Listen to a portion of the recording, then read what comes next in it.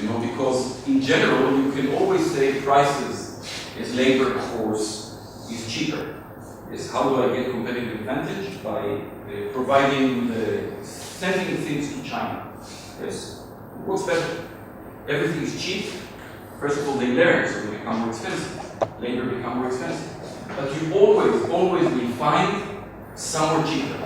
When India became cheap, Bangladesh became cheaper.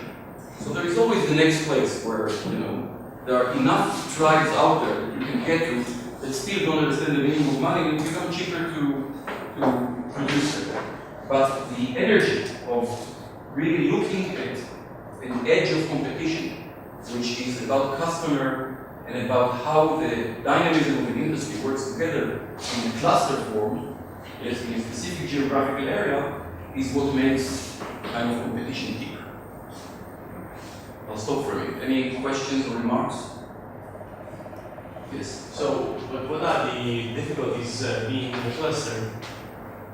The difficulties? Yeah, what will be the, okay, you mentioned the advantages, but what are the disadvantages of being the company which belongs to a cluster? The difficulty is to find a specific gap in the process. Because if you look, I mean, what do we do in the center of Harvard? We take an industry and we basically map the entire value chain, the suppliers and the customers across, and we look where everything is happening. And if we find a void in one element, machinery, tanning, whatever it is, yes, we point to this, and that's a great point where the direct foreign investment will come and create, you know, bridging the gap. That creates an opportunity for investors on the one hand, but also an opportunity for the industry to become more suitable. And the fact that it's all in one small geographic area usually creates also the informal relations, the conversations between the industry participants that on the one hand are competitive, which is fine, but they find ways to relate requests and needs to one another, and the way it works, because it's so close by, yes, and it's not good enough that it's close by digitally, yes, but there is also a lot about the informality of meetings, of real meetings, not from conference meetings, that create a certain vibe that, you know, evolves into dynamic that works. So these are, I don't know if that's what you meant, but these are the things that make it. You also just mentioned, for example, knowledge transfer, that, for example, it's so easy just to take out the idea and implement yourself when you're in a cluster because you have access to everything. Very true. Very true. Because you can, you know, you have others that inspire you and that give you ideas. And they provide you with certain information that somehow, and many times, sync with what you need. So this kind of informal exchange creates a certain dynamism that makes the entire system work. Another disadvantage, I think, that of course depends on cluster and cluster, is that it could be very sensitive to small changes in demand.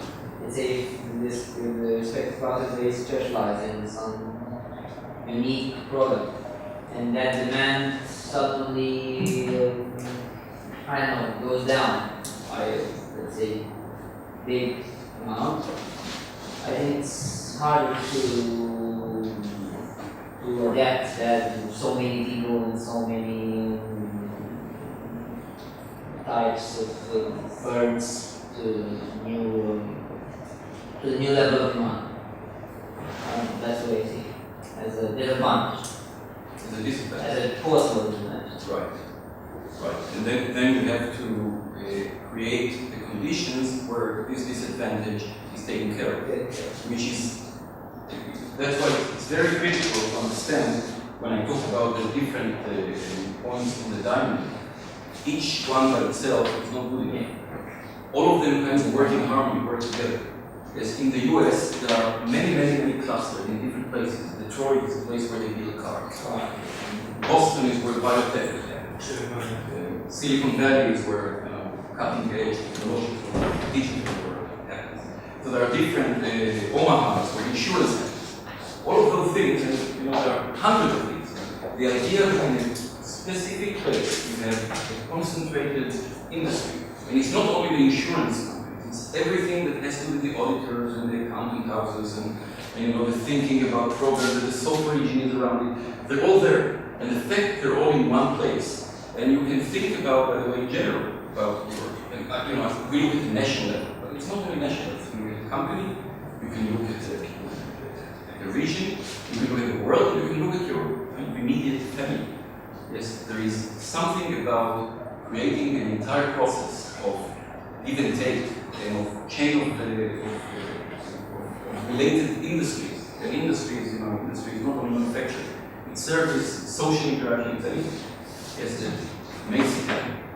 And the closer things are and the more informal interaction there are between the different elements, the more viable dynamism